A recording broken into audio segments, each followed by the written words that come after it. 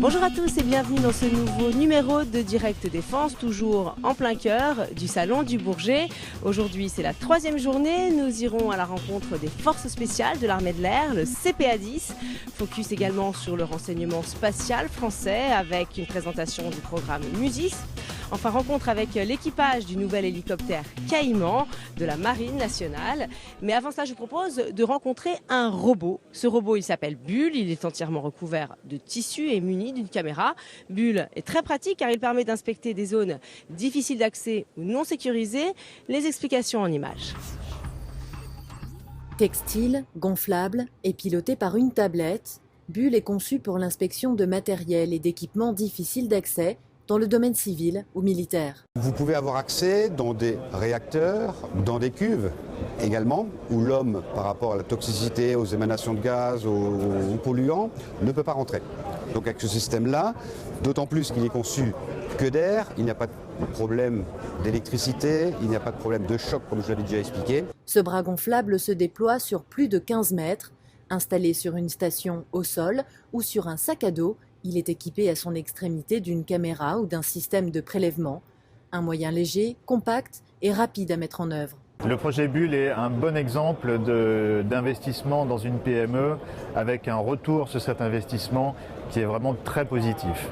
Le projet a démarré il y a quelques mois à peine et déjà vous voyez qu'on a un démonstrateur qui a un état d'aboutissement déjà très satisfaisant. Pour mettre au point ce démonstrateur, la société Varin s'est dotée des compétences d'une autre PME dans le domaine de la robotique, R&D Tech France. Bull pourrait être commercialisé dès 2016. De retour sur le stand du ministère de la Défense au pôle renseignement, on va parler à présent des CPA-10. Alors les CPA-10, ce sont les commandos parachutistes de l'air numéro 10 d'Orléans. Ces CPA-10, ils maîtrisent parfaitement leur savoir-faire commando. Alors plus concrètement, ils savent guider comme personne un avion de chasse pour détruire une cible ou encore faire atterrir un avion en plein désert. Et nous avons de la chance car nous sommes à côté de Zouzou. Et Zouzou, vous êtes membre du CPA-10. Bonjour Zouzou. Tout à fait. Donc, notre mission première, c'est de guider un avion, de faire livrer leur bombe ou directement de poser un avion sur un désert, sur un terrain sur mer qui n'a pas été reconnu. Donc pour faire poser un avion ou faire guider un avion, donc nous allons quitter un aéronef équipé d'un parachutiste, donc à 8000 mètres d'altitude. On est équipé avec tout le matériel que vous voyez. Nous partons sous oxygène. Donc le matériel que vous voyez qui sont juste à mes côtés, c'est une gun pour charge lourde. Donc on appelle ça gun type GPCL. Donc dans le GPCL, il y a tout le matériel que vous voyez sur la table ou directement. Donc c'est un équipé qui peut arriver en arrière, donc qui peut ramener du ravitaillement pour les collègues, soit des munitions, soit de l'alimentation, ou soit d'intégrer un groupe pour pouvoir amener d'autres nouvelles missions, pour pouvoir travailler en amont. Alors, sinon, je vois que vous avez beaucoup d'autres matériels. Est-ce que vous pouvez nous présenter ce matériel ? Donc pour vous présenter le matériel, vous avez une type de radio pour que les collègues puissent se communiquer. Donc nous avons une radio satellitaire, vous avez un type de Motorola, vous avez le casque Peltor, donc que tout le monde soit en communication. Vous avez le casque avec système de JVN accroché pour pouvoir guider la nuit ou travailler sur une piste. Vous avez une paire de jumelles infrarouges. Vous avez notre arme, on ne peut pas partir sans arme pour aller en mission, pour faire la protection. Donc nous avons un pistolet type de Glock et nous avons un fusil d'assaut type GK 416, version courte. Et en même temps, vous avez le système de transmission satellitaire avec l'antenne araignée. Et en plus, vous avez l'appareil photo pour pouvoir faire des photos de l'objectif qu'on vient de détruire ou qu'on vient de travailler. Donc pour vous ramener tout ça, donc, je vous montre avec quel type d'équipement qu'on part. Donc je suis accroché sur une gaine. Dans cette gaine, je suis dans l'avion. Donc la personne est couchée sur la caisse. C'est une caisse qui fait 100 kg. Donc à partir de là, de l'aéronef, vous êtes couché sur l'avion. Et vous avez 2 largueurs qui vous poussent dans le vide. Et vous ouvrez votre parachute directement 10 secondes après pour pouvoir faire votre insertion sous voile, votre dérive sous voile, qui dure entre 30 et 40 minutes. Bon, pour faire cette dérive sous voile, vous traversez une highway donc, qui peut vous emmener jusqu'à 30 km de dérive pour pouvoir poser sous la cible, sous votre point de repère que vous avez travaillé en amont. Donc vous arrivez sur votre terrain et à partir du terrain, votre mission commence au sol. Très bien. Écoutez, merci beaucoup Zouzou. Et puis bonne fin de salon. Merci à vous. Alors chaque jour dans Direct Défense, nos reporters se faufilent dans des endroits un peu inaccessibles au public. Aujourd'hui, on vous emmène dans la cabine des speakers officiels du salon. Ils s'appellent Pierre et Tim. C'est en quelque sorte la place la plus enviée du salon, la Vigie. Regardez.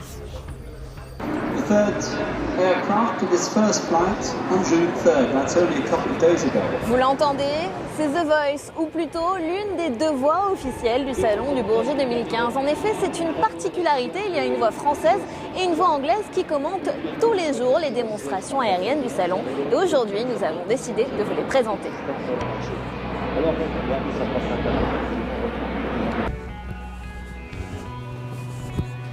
C'est ici, juste derrière cette porte, que se cachent Tim et Pierre. Vous venez nous attendre. Vous savez que les hélicoptères ont différentes classes. Celle-ci, c'est celle des 11 tonnes, c'est-à-dire des transporteurs. Regardez les évolutions très serrées qu'il vient de faire tout à l'heure, alors que le rotor n'est pas un rotor rigide. Et c'est justement grâce à ces commandes électriques que la célérité de cet hélicoptère est possible. On vous a écouté, c'est très précis, très technique, très rythmé. Comment vous préparez ces interventions ? On a une grosse préparation jointe avec à la fois les entreprises, les compagnies, les pilotes, le GIFAS. On nous demande d'être extrêmement précis, de ne pas faire de favoritisme. Donc on essaye de mettre tout ça en place avec des mots-clés, de ne pas trop comparer, d'avoir vraiment des spécificités pour chacun, de mettre en valeur chacun si on peut. On n'est pas du tout dans le commentaire du meeting aérien, parce qu'un salon, ce sont des gens qui viennent présenter du matériel et le vendre. Donc on n'est pas dans le loisir de démonstration pour le plaisir de le voir, on est dans la construction aéronautique, la finalité, on est le représentant auditif, on va dire, de ce qui est présenté en vol. Je ne peux pas m'empêcher de regarder vos micros qui sont quand même assez particuliers. Est-ce que vous pouvez nous en parler un petit peu ? Ah, des micros qu'on nous a... Alors c'est la première fois que je travaille avec ce type de micro. C'est des micros qui sont utilisés dans les courses de Formule 1. Et ça permet de calibrer en fait la distance, notamment quand on n'a pas l'habitude du micro et qu'on l'éloigne sans s'en rendre compte, ce qui fait qu'on a des différences qui sont entendues par le public, et ces différences peuvent être gênantes, notamment lorsqu'un avion fait du bruit. Donc l'idée, c'est vraiment d'avoir le micro positionné sur la lèvre et donc d'être toujours en distance, ce qui fait qu'on n'est jamais perdu à savoir comment faire. Alors Émilie, tu vois, on n'est pas les seuls à profiter des démonstrations et des commentaires qui vont avec, donc on va baisser le son, on va profiter un peu, puis on se retrouve très vite pour un nouveau reportage plein de surprises. 70% de la cellule, et c'est peut-être justement le dessin qui est à l'arrière, qui rappelle ce subtil mélange d'une combinaison de matériaux de technologie avancée. Alors merci Samantha, nous avons quitté la Vigie pour retrouver notre stand du ministère de la Défense et je me trouve aux côtés du pilote de l'hélicoptère Caïman, Lionel. Bonjour Lionel. Bonjour. Alors avec vous, on va essayer de se familiariser un peu avec cet hélicoptère Caïman. Est-ce que vous pouvez déjà nous dire quelles sont les missions de Caïman ? Oui, alors les missions du NH90 sont multiples, puisqu'on a la chance d'avoir un hélicoptère multi-mission et multi-rôle. Et donc on peut faire au-dessus de la mer, dans l'espace aéromaritime, un petit peu toutes les missions qu'on peut faire avec un hélicoptère. Ça veut dire qu'on peut à la fois faire des missions de lutte anti-navire, de surveillance, mais aussi de lutte anti-sous-marine.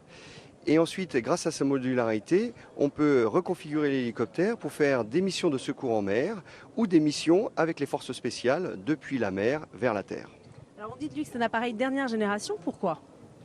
Eh bien là encore, la réponse elle n'est pas unique. Il y a plusieurs réponses possibles.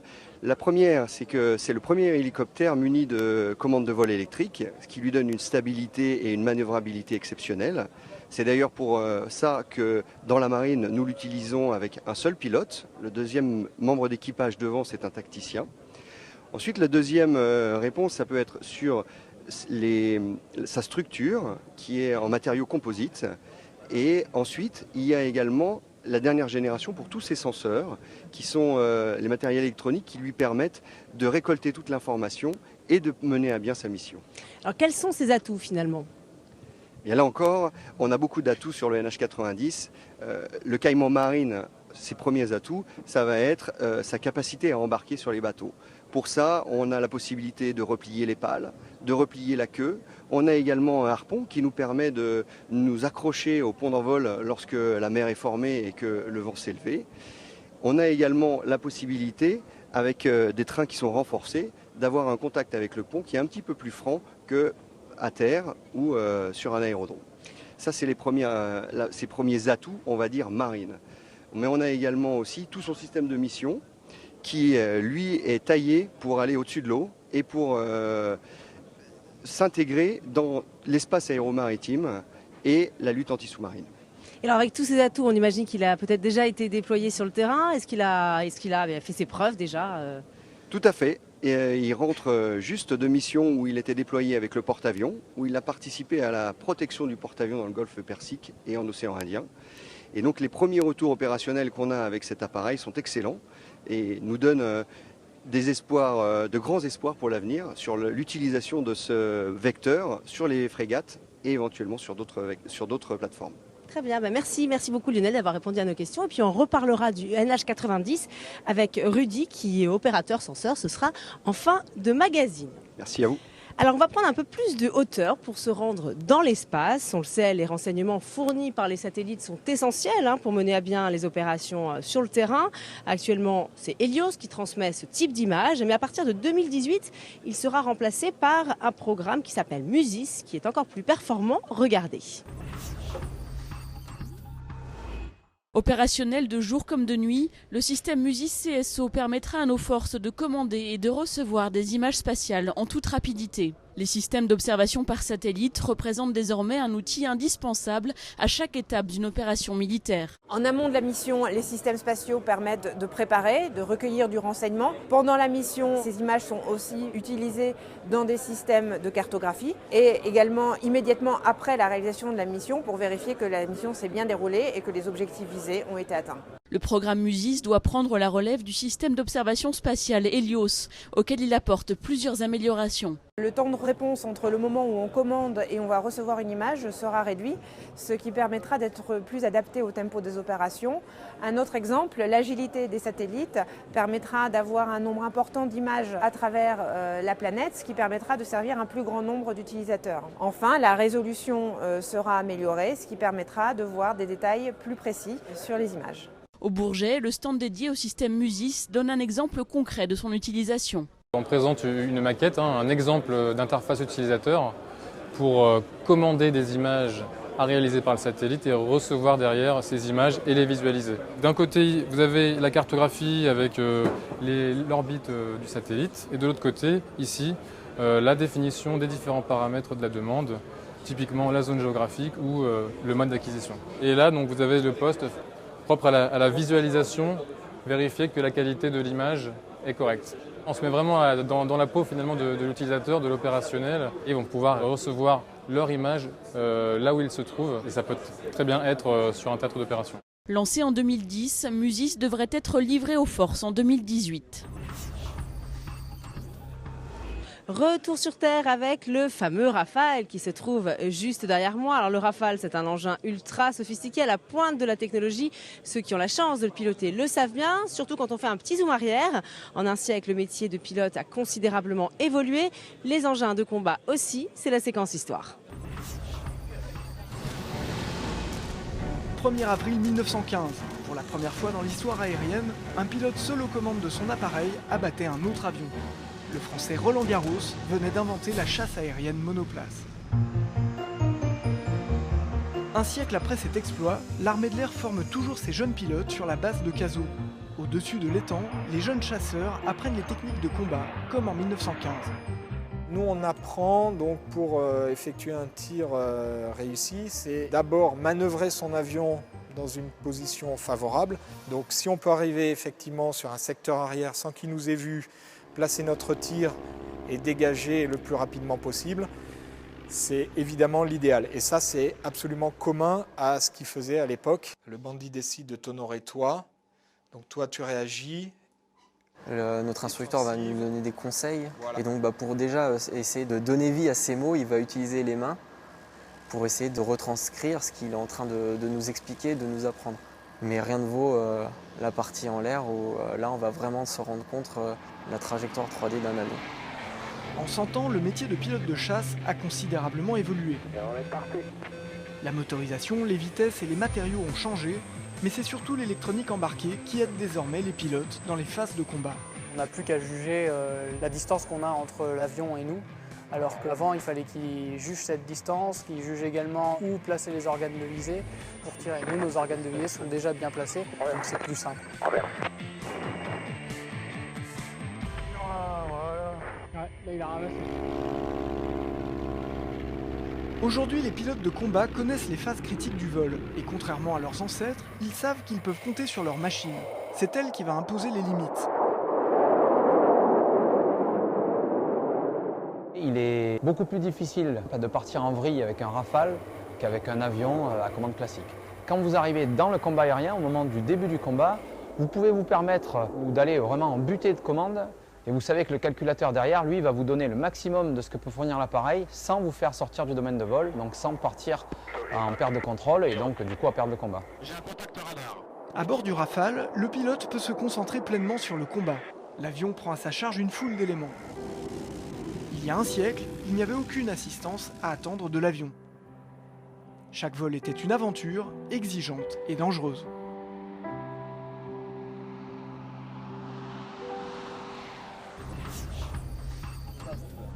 De retour sur le stand du ministère de la Défense, vous le voyez à bord d'un Mirage 2000D avion banc d'essai. Et vous le savez, dans Direct Défense, nous avons chaque jour rendez-vous avec une PME innovante qui a reçu le soutien de la DGA. Aujourd'hui, nous partons à la découverte de Seria. Alors Seria, c'est une entreprise familiale fondée en 1987 et basée à Pessac. Il y a 10 ans, elle a pris le virage des bancs d'essai. Un reportage. Au début des années 2000, Certia a eu un déclic. Développer les bancs d'essai basés sur la modélisation. C'est grâce à la DGA que tout s'est accéléré. On a eu accès à un expert de la DGA qui nous a complètement conforté sur le fait qu'on était sur la bonne voie et qu'il fallait investir sur cette voie-là et qu'on aurait forcément un retour sur investissement plus rapide que ce qu'on comptait faire à l'époque. Et ça nous a permis après de remporter tout un ensemble de marchés dans le cadre du développement du programme A380, dans le cadre du développement du programme A400 Airbus, dans le cadre du développement du programme A350. Depuis, Certia a créé Présage, une plateforme de simulation qui détermine le comportement des composants d'un matériel en fonction de divers paramètres. Nous avons la possibilité d'anticiper sur un certain nombre de phénomènes avant justement de concevoir réellement le système. On essaye de voir si ça répond aux besoins avant de faire la conception physique de la chose. Le dispositif rapide de la DGA a permis à Présage de voir le jour. Ça nous a permis aussi d'avoir un support financier sur 3 ans, la durée du projet, et d'avoir la possibilité de travailler avec des laboratoires à travers des conventions et aussi d'avoir à recruter des personnes, puisqu'il y a eu 2 personnes qui ont joint Certia pour travailler sur ce projet-là. Prochaine étape, créer un banc d'essai totalement virtuel. Et là encore, Certia compte sur la DGA pour transformer l'essai. Et on va reparler du NH90. On l'a vu tout à l'heure avec Lionel. Le NH90 est un hélicoptère de dernière génération avec une spécificité bien à lui, la lutte anti-sous-marine. Et je me trouve en compagnie de Rudy, qui est opérateur senseur. Bonjour Rudy. Bonjour. Alors vous êtes l'opérateur des senseurs donc, du NH90 et vous êtes placé d'ailleurs à l'arrière de la cabine, juste ici. On va essayer de ne pas être trop technique et de comprendre un peu mieux ce NH90. Que recouvre exactement le terme de lutte ASM ? Alors, par définition, la lutte ASM, c'est la lutte anti-sous-marine. C'est un domaine assez vaste. Ça va de la recherche, l'identification et éventuellement la destruction d'un sous-marin que l'on peut découvrir dans nos eaux territoriales. Alors, autre terme important, c'est la bouée acoustique. Comment est-ce qu'elle fonctionne, cette bouée ? Alors, cette bouée, dans l'hélicoptère, on en a plusieurs types à notre disposition. Cette bouée est placée à l'arrière de l'hélicoptère. Elle est larguée par ce qu'on appelle un SBDU. Donc c'est juste un barillet qui nous permet de lancer les bouées. Cette bouée est composée d'un parachute. Quand elle est lancée, le parachute s'ouvre. Elle tombe à l'eau. Il y a un hydrophone qui se déploie et une profondeur qui a été programmée en amont. Est-ce qu'on peut parler également du sonar flash? Comment est-ce qu'il est mis en œuvre et quel est son fonctionnement?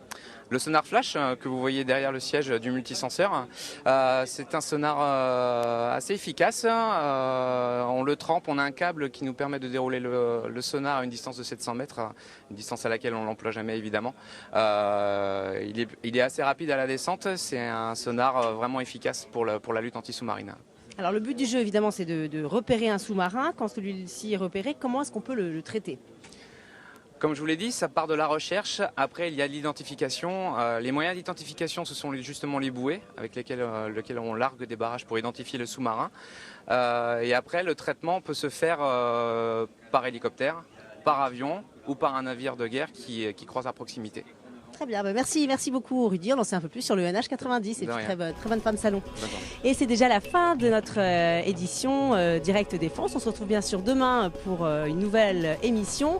Et en attendant, on se quitte sur ces images de Jean-Yves Le Drian, le ministre de la Défense, qui était hier sur notre stand, qui a pris le temps d'échanger longuement avec tous les membres de notre équipe. À demain, très bonne fin de journée.